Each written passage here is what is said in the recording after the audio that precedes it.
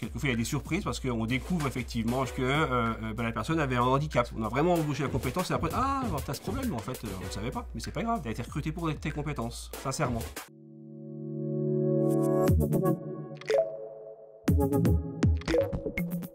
Bonjour, Eric Barthélémy, je suis intrapreneur de la plateforme de l'inclusion et bienvenue sur Papillon Action. J'aime à dire que je suis conseiller Pôle emploi parce qu'effectivement j'ai effectué ce travail pendant 20 ans avant de gagner un challenge à Pôle emploi qui s'appelle « Y a-t-il un intrapreneur parmi nous ?»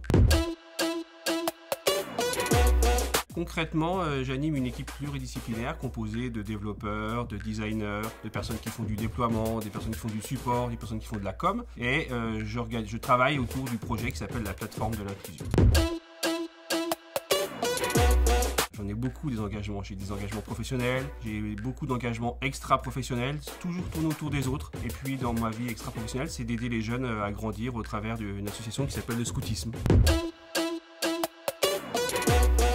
Le déclic, c'est de pas de laisser le train passer. En fait, lorsqu'il y a eu le challenge, y a-t-il un intrapreneur parmi nous, on nous a demandé, est-ce que vous avez identifié un problème, est-ce que vous avez trouvé une solution et est-ce que vous voulez nous la proposer? J'ai dit oui, j'ai un problème, j'ai une solution et je vais tenter ma chance. Alors, je dirais ce qui a changé ma vie et ce qui m'a poussé à m'engager, ça remonte à très loin. C'est réellement mon intégration au sein des Scouts de France quand j'étais tout gamin, où effectivement j'ai appris à penser pour les autres, à œuvrer pour les autres. Et puis quand l'opportunité s'est présentée dans mon travail, effectivement, de proposer une solution qui permette d'aider un maximum de gens à trouver du travail, je me suis dit, il faut que j'y aille. Je ne peux pas rester assis à mon bureau et aider une personne à trouver du travail. Là, je peux en aider 10 000, 20 000, 100 000. Vas-y, fonce. Ce qui m'inspire dans la vie, je dirais, ce qui m'intéresse, c'est d'aider les autres à trouver un travail. Là, c'est mon quotidien. La diversité, c'est nous. On est tous différents. Il n'y a pas d'obstacle, je dirais, au travail à travers la personne que l'on est. Peu importe d'où on vient, qui l'on est, quelle soit sa religion, on a du travail pour tout le monde.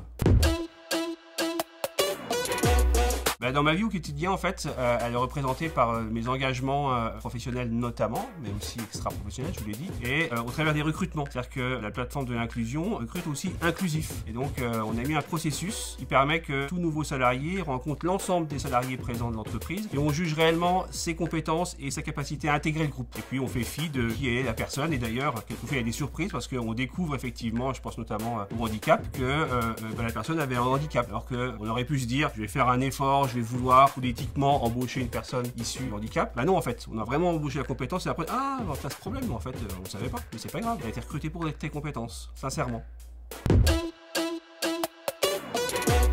L'égalité des chances, c'est effectivement permettre à tout à chacun, qu'on soit un homme, qu'on soit une femme, d'avoir le poste que l'on mérite, tout simplement. Et donc, quand il y a des postes vacants au sein de l'équipe, on propose à tout le monde, et c'est pas une parole en l'air, c'est vraiment les compétences qui font la différence.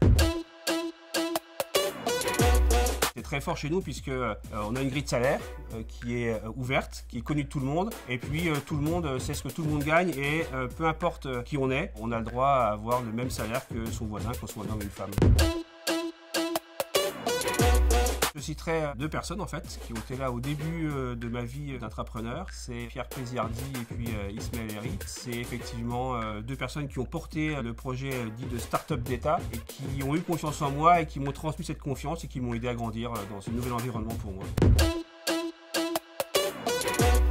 Eh bien, ma philosophie de vie, c'est est-ce qu'aujourd'hui je vais aider quelqu'un à trouver du boulot? C'est pas du flan, c'est la vérité. Et ce que je fais aujourd'hui, là, l'interview que je fais, on peut se dire, ouais, mais là, en fait, cette personne, mais si, j'espère que les personnes qui vont nous écouter vont se dire, oui, moi aussi, je peux trouver du boulot et je vais aller de l'avant.